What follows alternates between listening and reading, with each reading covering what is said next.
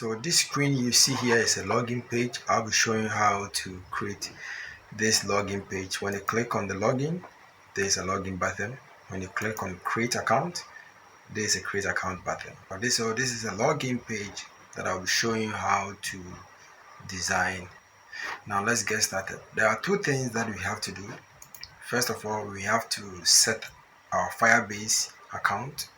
And what is Firebase? Firebase is the back end of the mobile apps that we want to develop. So that is where all information will be stored. So first of all, click on, and then let's give our project a name, app 12. And when you come down, we accept, we confirm. All right, we click continue. Here it's asking whether we should add Google Analytics to the project. You say no for now, and then we say create project. Okay, so it's done over here. We click on continue, and this is what we have. There are a few things that we have to set. We have to set the back end of this mobile app that we want to develop. So when you come to build, you click on build, and then we come to the Firebase store, that is the Firestore database, and then we enable it. Okay, so create database next, and we go for start test mode and then enable it. Alright, so that is set. The next thing that we have to do is that we have to set authentication. Authentication has to do with the login method. We'll be signing in with only the email address and also the password. So we click on get started. There's a lot of service providers for login. We have the Google, we have the Facebook, and what have you. We'll be going for email and password. We click on it, and then we come to enable, and then we see click on save. So now we have enabled the email address because we'll be using the email address to log in. Now we are done for now. We'll be coming back to project review here, settings, and then copy this project ID. So remember, but before we leave this page, let's come here to user and permission. We want to give FlutterFlow an access to our database. So let's add FlutterFlow to this Firebase. So click add member, and then we say Firebase. So Firebase at what? So Firebase at FlutterFlow. Alright, FlutterFlow, and then .io.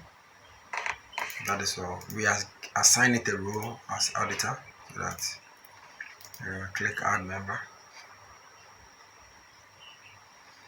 Alright, so you can see that we have added FlutterFlow to this platform.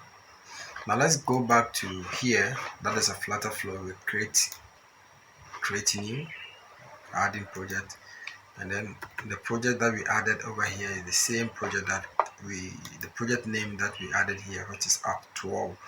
It's the same thing that we have to repeat over here, which is also app 12. Let's create blank. It's working. Now, so this is the project settings. We come down, we go to next step. Alright, so here you see project Firebase project ID. So we quickly run here, and then we come to general, and the general we copy this. So copy, and then we come to the Firebase, and then we paste it there, and then we click on it. Good. We also generate this, so we click on auto generate config files, and then we click on it. Alright, so that one is set. We come to enable authentication, allow users to log into your app, and that is what we just did by selecting the email. So we click on this. Yes, we want to log in. That is fine. Create user collection. Yes, we want you to create a user collection. Now we have the initial page, the page that we have to log into. That is the entry page. So let's set that one. So let's make it let's type in alt and create page, and this is the home page, the logged in page, the page that we will see after logging in. Let's set that one up. Let's just make it our home and then click this. Now all is set. Here, click start button. So this is the first screen we see. When you come here, the widget tree, on the widget tree you see we have the alt and the home page that we just set. So we are on the first page. So let's select this. So on the right side we can see on the property panel that one is selected. Let's click on it and change it to alt. That is a short form for authentication. So that one is set. Now when on the top here, on the plus button, when you click on it, just hold on it. We have widget. Click on widget. So the widget here is a floating widget. Let's push it this way. That is fine.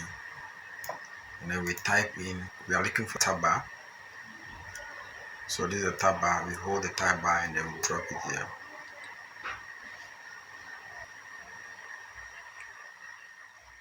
Alright, so we click on the third one and then we press delete on the keyboard to delete the third one. That's nice. So we come to select the example. We come down here. So this example, we select it and then we change it to login. And beneath there is a content here, that is a text. We delete it. Click the keyboard, delete to delete it. Okay. Now we come to the example 2. Let's change it to create account. Create account. That is nice. Okay, let's edit some few things. Alright, so that is create account. That is nice. Now let's delete that one too. So we have the login. Okay, delete it. Now the next thing that we will do is that we have to add a column. So let's add column. So let's type in column here. So this is column. Now let's drop column here. Okay. And then let's go for text field. So let's type in text field here. So let's drop the text field here into the column. So you can check from here on the widget tree that we have the text field.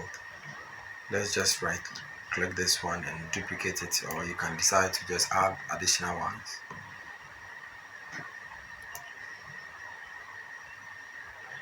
Yes, or you can just decide to pick another text field into it. Is the same thing.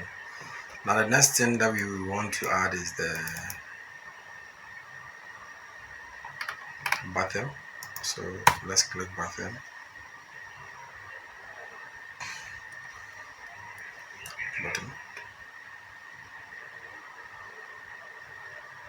Alright, so there's button. Let's drop the button here. Okay. So that is it. Now let's go to, let's just close this one. Okay, so on the registry, let's click on the column to select the column. Alright, let's push it better up. And let's come here. Let's give it the pattern of 20 to push it from left to right. Let's give it the pattern from the right, also 20. Yes. And we'll come down to here, item spacing. Let's give it a spacing of 8. So you see there's a spacing. Alright, let's start with the first level. Let's come down, let's scroll down. Let's type in email. Okay, and then let's come to the next one, the next text field, and then let's type in the password.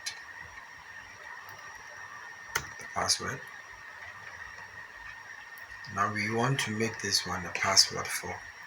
Okay, let's type in password. After that, we come down. It's a setting here. Yes, so this is a setting.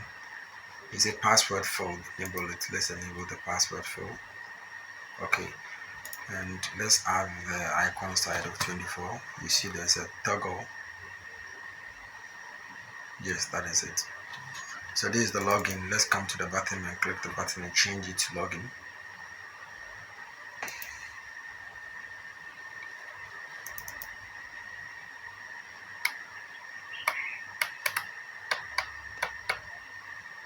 Alright, so this is the login. Let's click login. So the first one is set. Now let's copy Ctrl C to copy everything, and then come to create account, and let's paste everything back here to the create account. Let's change the login to create account.